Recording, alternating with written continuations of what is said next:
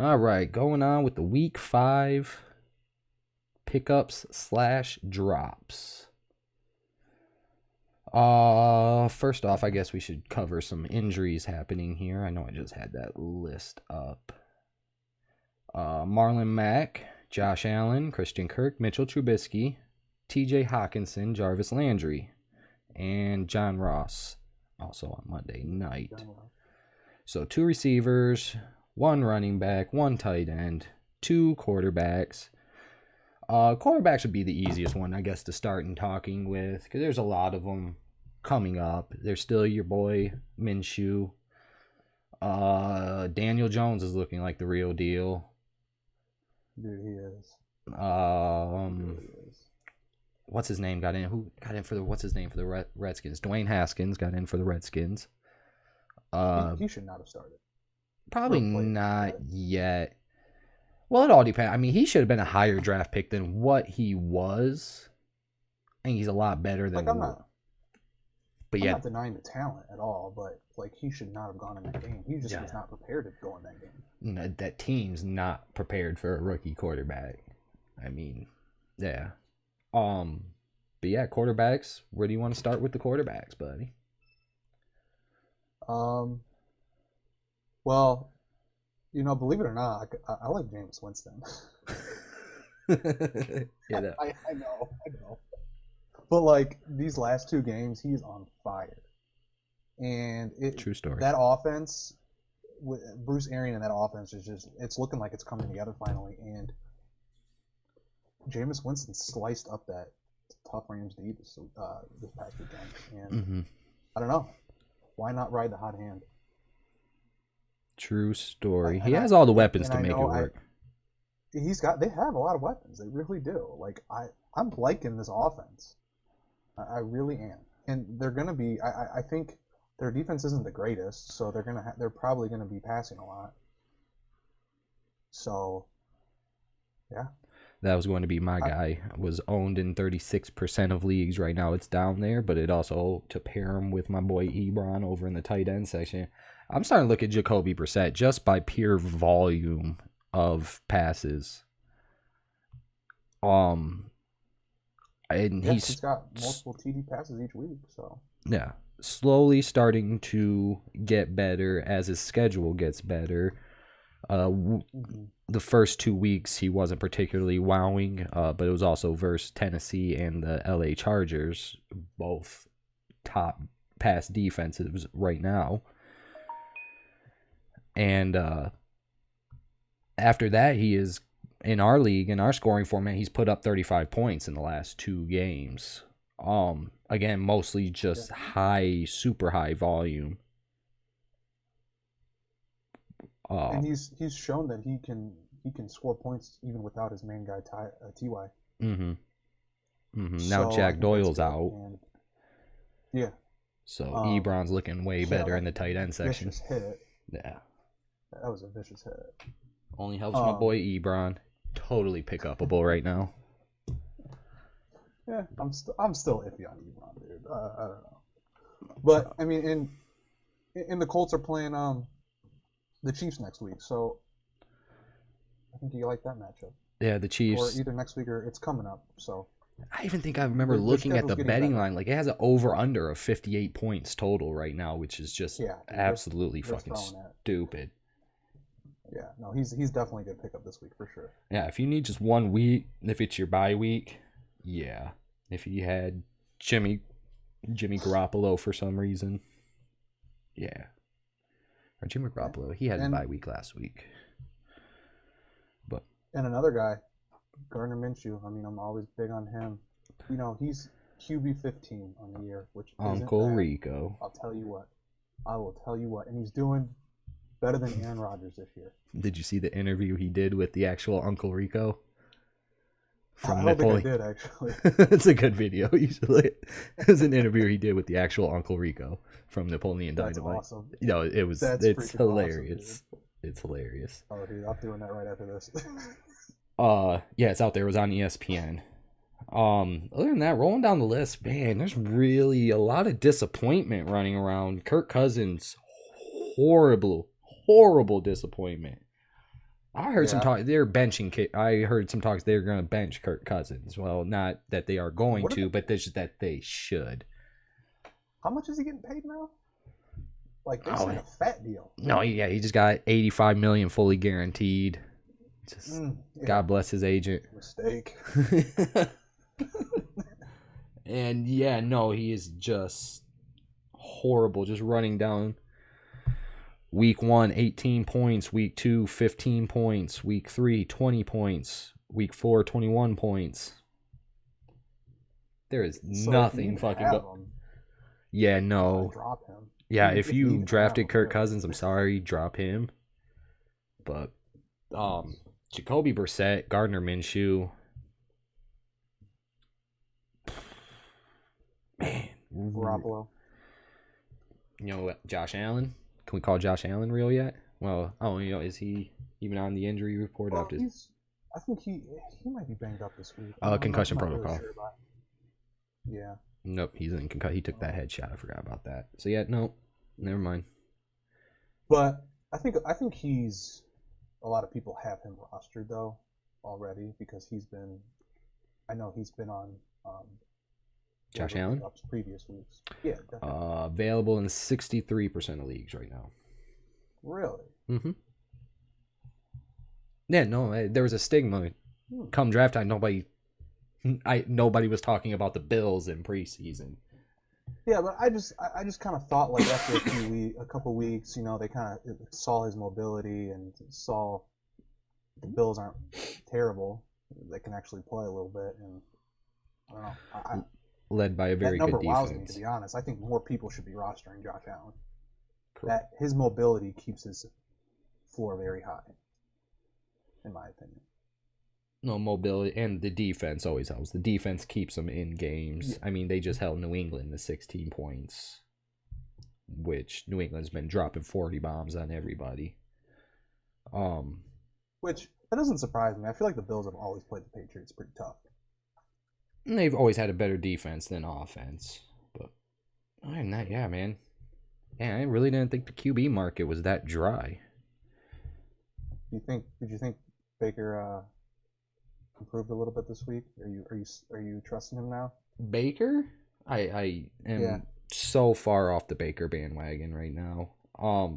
40 to 25. Are you dropping him? Are you dropping him? Yes. His schedule's just trash. Yeah, no. I would totally drop him. He's just too up and down. Yes, if you have Baker, I would drop him. Definitely. I would. Honestly, another guy that I'm considering dropping is Cam Newton. Oh, definitely. Especially with the Lynn Frank injury. Now he's going to be missing 4 more weeks at least. I think some people, because it's Cam Newton, are, a little hesitant to just go and drop him. They still don't know when he's going to be back. And he is a Pro Bowl talent. But. Yeah, he is a Pro Bowl talent, but that's when he's run the ball. Yes. This year, when he's been in the games, he hasn't run for shit. He's trying to be a pocket quarterback, and that's just not him. That's not his game plan. No. Unfortunately, that's just not him. And when he comes back, I don't see that coming. I don't see him getting the running going again. In fact, I think I did drop Cam Newton 2 weeks ago. So yeah, totally droppable. I mean, just for missing time, especially if you're in a shallow league. I mean, if you're in a really deep league, 12 people, 20-man rosters, worth holding on to. But if you're running shallow, you can let him go. Just for missing week. Deep leagues, maybe. If you need a quarterback, there's so many better. Yeah. And would you be entirely surprised if Cam Newton retired at the end of the season? I know that's. I would be definitely. I would be 100% surprised if he retired at the end of the season. Retired. These past interviews that he's had, he seems defeated. Something's going on with this dude. He dresses like he's retiring. Yeah. He's retired already. He dresses like a retired old lady. Did you see the one I was talking about the other day? He started his own YouTube thing going on, and he did his own. He sat there with a cigar, holding a glass of wine in between his, his Spock, doing his little Spock fingers, and with the glass of wine, and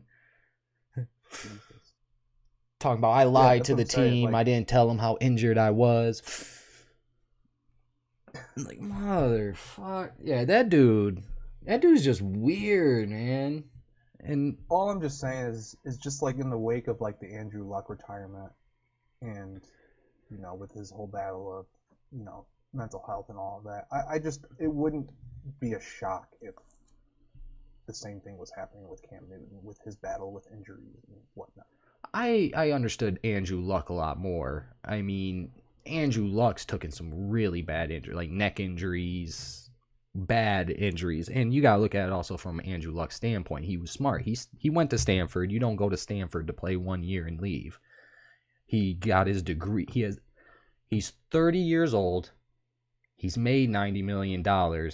He has a Stanford degree. Point. Man,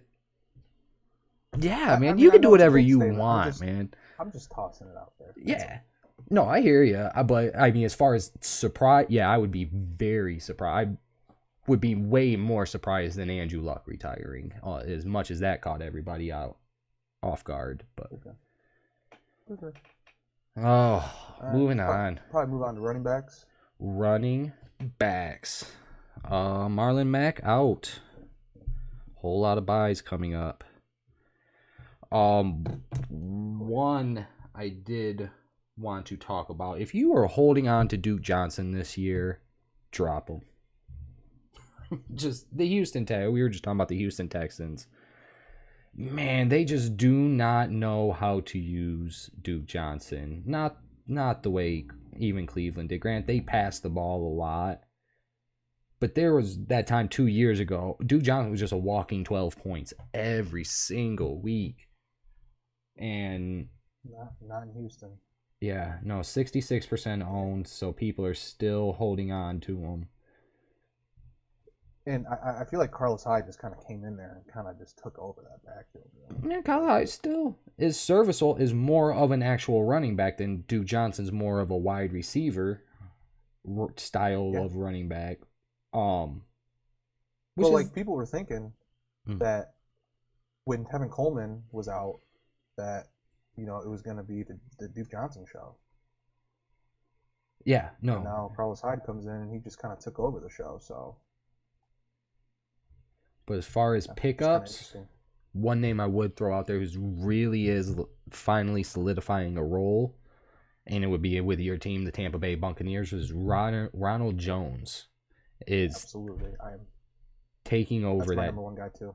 Yeah, is taking over that job, and I feel bad because I drafted Peyton Barber.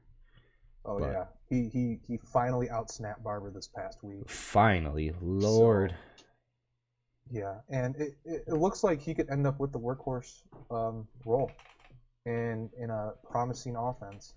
So you gotta like that. And on the other side of that, I think I'd be comfortable with dropping Barber in the coming weeks because I think Jones is gonna be taking over that role.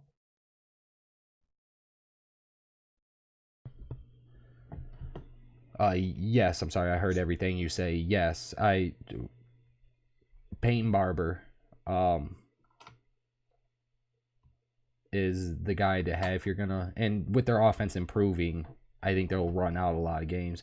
Not the best schedule in the world until they get to the back end of the season, which is I always pay attention to. Is I always look for those week 15, 16, 17s if your league goes to 17 weeks. I always look at who the matchups are there. Especially if players you're going to know you might play 1 or 2 weeks on your bench, but it'll be more important to have that option.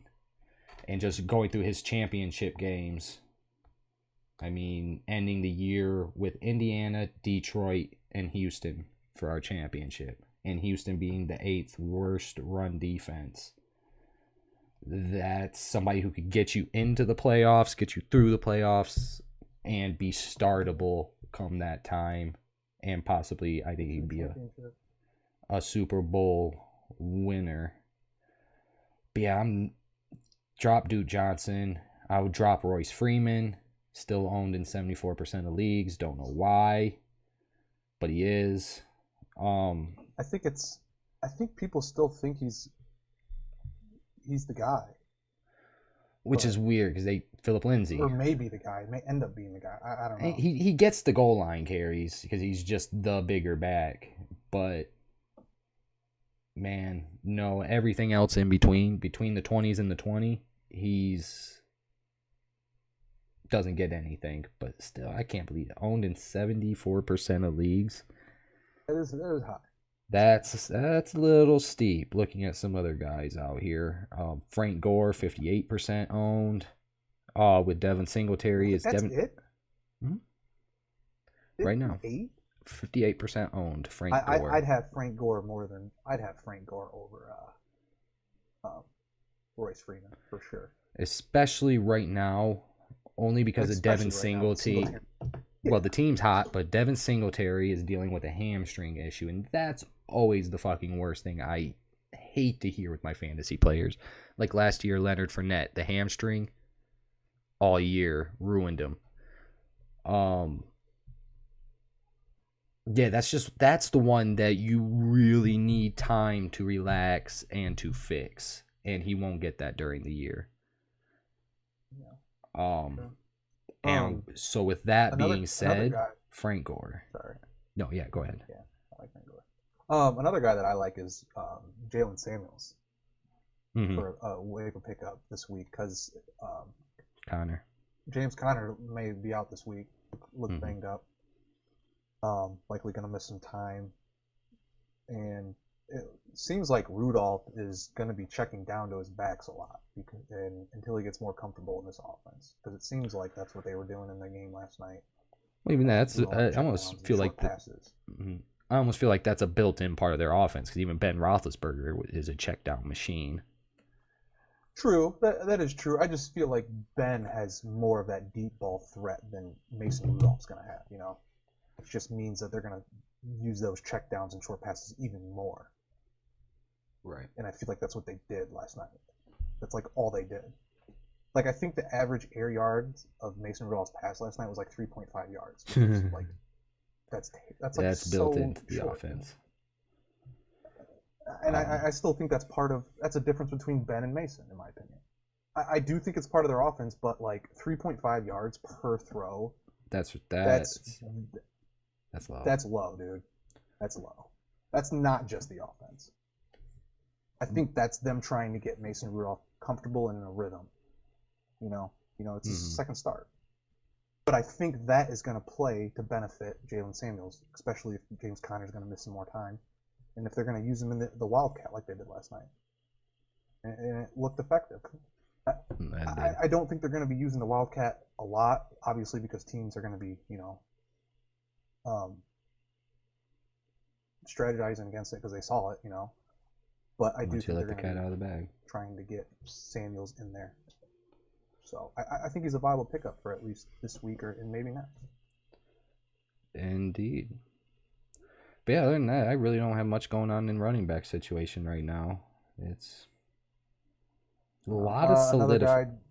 Another guy, Darrell Williams, maybe, if Damian Williams continues in his time. But any piece of that Kansas City offense and transitioning into wide receivers with that, every piece of the Kansas City.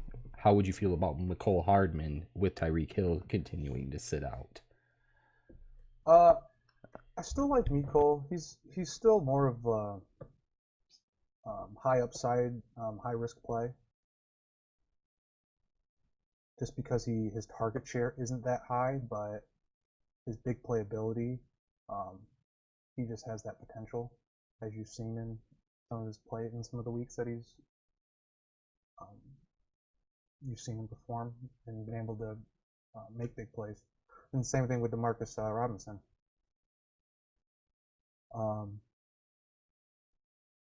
Until Tyreek Hill comes back, I think Hardman and Robinson are both viable flex plays. They're a bit risky, but Any piece of the Kansas I City think they're worth offense, it. though.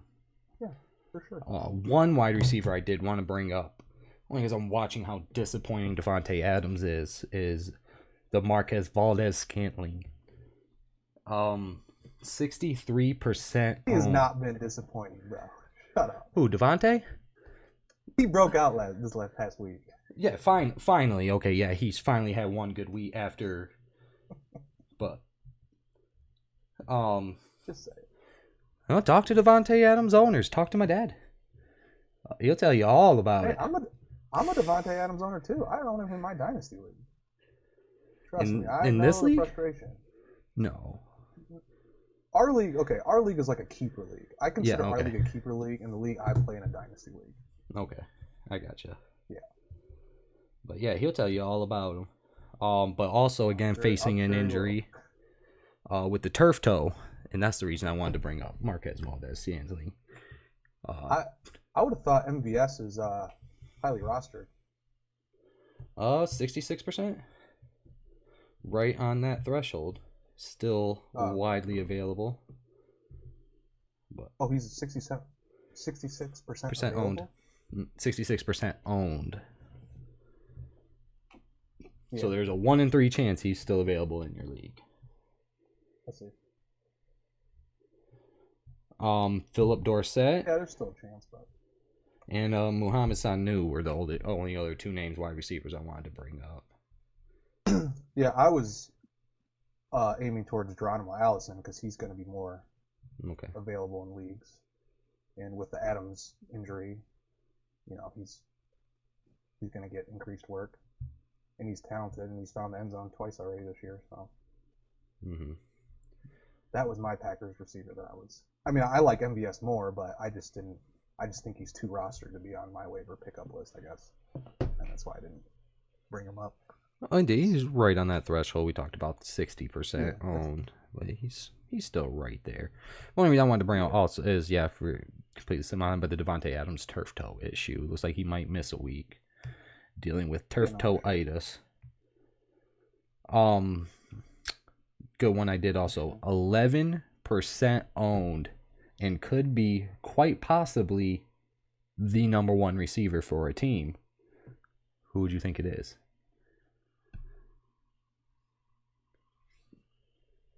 AJ Brown. AJ Brown. Yep, that's it.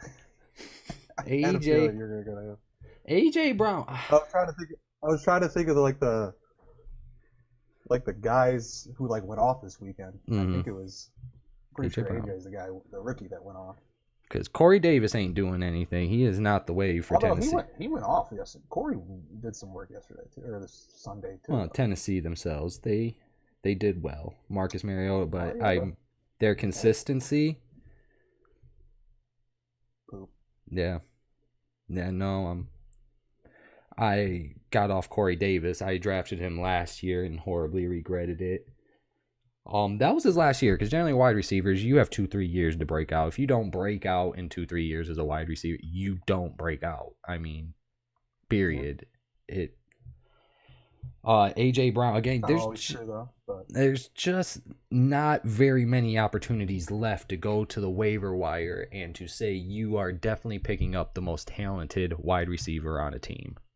And that's what I think AJ Brown gets you. I think they keep playing him as a number 2 wide receiver, which will only help him let Corey Davis take all the number 1 defensive backs on and do nothing with them. Except for 1 week. Who did they even play last week? Oh, Atlanta. Yeah, I forgot. Atlanta's just terrible this year. Atlanta played. Yeah, they just played terrible. They just got away from running the ball. For some reason, they don't want to run the ball anymore, which is weird. For watching Atlanta, which has been a powerhouse for 5 years now, 6 years, if not longer. Just weird not seeing them run the ball. It makes me feel like something's wrong with Devontae Freeman. They're just not being 100% transparent about it. But I see him out there as a decoy. Ito Smith was running the ball again. I'm starting to believe there is something hidden wrong with Devontae Freeman. I mean, for all the money they're paying, they should be handing him the ball. It just don't makes no sense. Agreed. But yeah, the Falcons, man, they have just not been the Falcons. Granted, that's the same with a lot of teams right now, and that's why I was saying, like, the perfect analogy how I feel fantasy football all the way around this year was bring week 4, and the Lions were undefeated, and at that point in time, they were beating the Kansas City Chiefs. Oh man, yeah. Like, that is the state of the NFL, and that is the state of fantasy football. Bum teams are in, baby. Like, it's just I don't get it right now. Starting I feel some. like that's fantasy every year. No, there was some horrible switch Fantasy in the just- polarity around week 15 of last year, and it that magnet hasn't switched back over yet. And it's something. The Bills, 49ers, God, the Lions. Who else has been doing good? The Dolphins suck. That's not changing. Yeah, that's really not changing. Tampa Bay. Skins suck. Redskins are trash, but everyone expected that. Yeah, it's a weird state of the league right now. Is even a lot of the better, just when I was doing research on the video formats we should be doing, and I was looking and listening to what other people were doing in the fantasy football community, I feel like it's not just our problem. I hear a lot of people just talking, man, my team sucks this year, and I'm in that bandwagon. My team sucks this year. We're barely putting up 100 points. Man, it's hurtful right now. There's been some. I wouldn't say my team sucks, but it's not the greatest. No, you're doing all right. It's still early on. I'm doing all right. I mean, I wouldn't be too mad. I'm 1-3 right now, but I'm barely putting up 100 points is the problem. Unless I play you, then we show up. But other than that, yeah. 100 points, baby, is what we're. That's just regardless of whatever season it is. It doesn't matter. Yeah. Yeah, no, that really doesn't. For whatever reason, I always lose. Always. But just weird shit, and I don't know. I can't understand it. Done trying to comprehend it. Just moving on. Into the tight ends with one big injury on top of the buys. Well, couple of big injuries is T.J. Hawkinson and Jack Doyle. Obviously, Hawkinson trying to do the leap of faith over jump a hurdle and landed right on his nugget. What is up with that? What is up with that? Everyone is trying to do that, like this year. Well, it's football. It's the helmet syndrome. Everybody wants to make the big play, get on ESPN, and it's just. I know, but like. Yeah. I'm gonna start getting more hurt. I have heart attacks when I see my players start doing that. Like, it was beginning of last year, the first year when I drafted Saquon Barkley, and I saw him start hurdling someone at the end zone, like going full airborne. And just, please, God, don't do that ever again in your life. Just keep your feet on the ground, man. Like, oh, man. You're trying to get injured. No, I don't get it. But no, he did it once earlier in the game and then tried to do it the second time, and they timed it and took his feet out from underneath it and landed on his dome. Yeah, Hawkinson, I would honestly feel comfortable dropping. I think that's a little early to call. It depends. Like, if it's a redraft league, sure, there are a lot better options out there. He's banged up. He's only had 9 targets since his breakout game. Week 1. He's on a bye this week. Mm-hmm. And the Lions said they said they're not going to put him on the IR, which is a good thing, but means that he's going to miss some time, though. Mm-hmm. Means that the injury was significant enough to at least consider it. Right. Yeah. That's worrying. But that's what I'm saying. I just tight ends in general again are the shortest, driest market there is in fantasy football. And I get that. I get that for sure. But with him being on a bye, yeah, you may need the spot. He's banged up. Who would you pick Or up then? who knows how long? He's a rookie. I don't know. Who would you be looking to pick up then? That's a great question. That's a great question. I'm running down some lists right now. There, right at the top is Eric Ebron, Vance McDonald, Kyle Rudolph, Vernon Davis, Trey Burton. That's is other than Tony Eifert. I mean, I wouldn't put much What faith. about Ben Watson? Ben Coming back from suspension? New England. Yeah, that's New England, right? Yeah. Just how will he fit in? Right I don't now, know, but they're a he's defensive someone led to team. consider, I think. The only guy in New England I'd be interested in touches right now is who's their third wide receiver? Dorsett. Just the way Tom Brady spreads the ball out. Dorsett's a value. I don't know. I would have to see Ben Watson play again. I'd have to see how he gets. Listen to what you just said. Listen to what you just said. Mm-hmm. He spreads the ball around. Brady spreads the ball out. Mm-hmm. So what I'm saying is just wait and see. It's something to at least keep an eye on. Yeah, always. That's what I'm saying. I would want to see him play a game first. I'm not just gonna immediately assume he's gonna come in and start taking Gronk numbers and. Whoever said that? Yeah, well, I'm just saying. I mean, he's coming in and taking Gronk numbers. But yeah, I wouldn't just rush to pick up without seeing him play a game. No. In I'm New not England, rushing to pick him up. I'm just throwing that guy out there because the list is so thin, like you're saying. And he's a guy. He comes back and you figure he's going to be the starter. Tyler Higbee, also returning. Yeah, I wouldn't really go that far. I think I'm good. Yeah, it's just nobody. Again, the best thing this week for tight ends isn't great.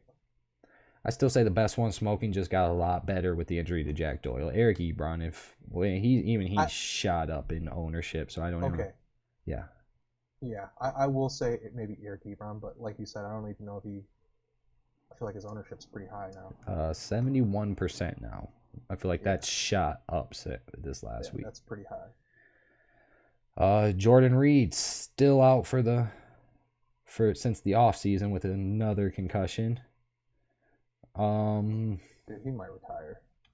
That's the one I would not be surprised about in the least bit. If he retires, he needs to retire. 7, 8 concussions? That's too bad. We looked it up. Yeah, it was 7. This is his 7th concussion in not even 5 years, 4 years. Dude, I worry about that. Like, that's bad, man. Like, with how serious CTE is, like, dude, it's not worth it, man. You made good money. Hopefully you were smart with it. Yeah. But, bro, 7. I fantasy wise though, completely untrustable. I mean, he takes a concussion putting on his helmet. I'm at this point, man, just trying to strap on his helmet. He takes a concussion. That's where I'm at with Jordan Reed. He gets a concussion in a pillow fight. Yeah, I mean, scratches his head and he's out 4 weeks with a concussion.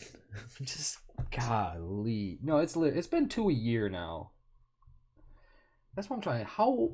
That'd be why I don't have. How old is Jordan Reed? I want to look up his Wikipedia real quick.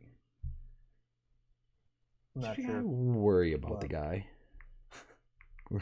It's generally.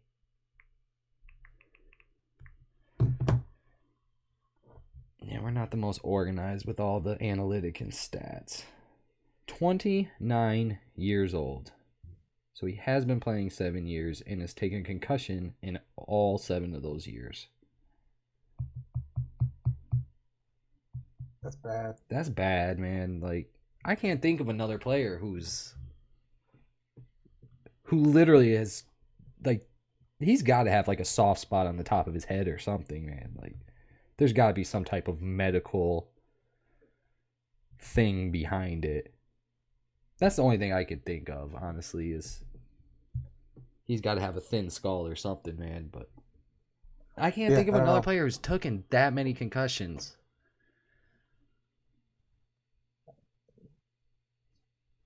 Yeah, I really can't. I don't know. Not that many. I do worry about, but yeah, tight end is just one of those very shitty positions that it's always worth. Jared Cook, I'm not trusting either. I'm dropping him, honestly, until I just don't trust him with Breeze not around. He's got the worst catch rate in the NFL right now, so I'm dropping him. Which is very, very surprising. What, that Jared Cook has the lowest catch rate. He was so good, even in with the Raiders before that, but yeah. Go ahead. He was good for 1 year. This honestly isn't surprising to me. He sucks. True. He sucks. Drop his ass. OJ Howard, honestly, I don't really know what to feel about OJ Howard.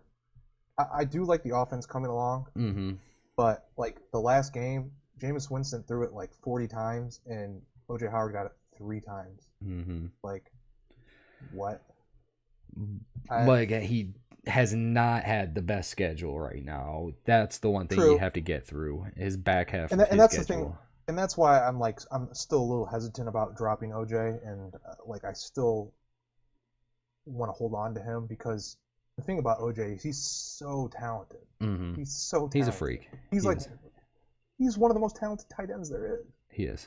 He's like a wide receiver. That's how talented he is. So as long as he's not pass blocking. And like I said, that offense seems to be coming along. So he could break out, any time. So I just think if you drop him, he's harder to.